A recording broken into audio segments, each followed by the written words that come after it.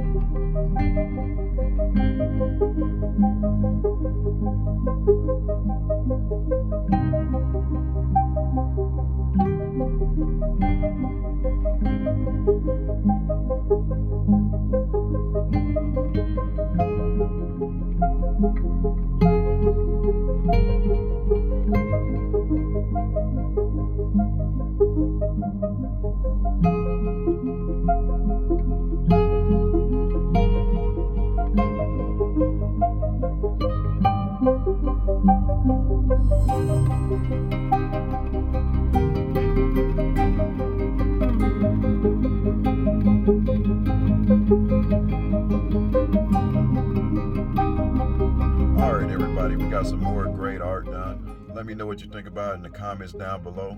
And if you're new here, please hit that subscribe button, ring that bell so you get all the notifications.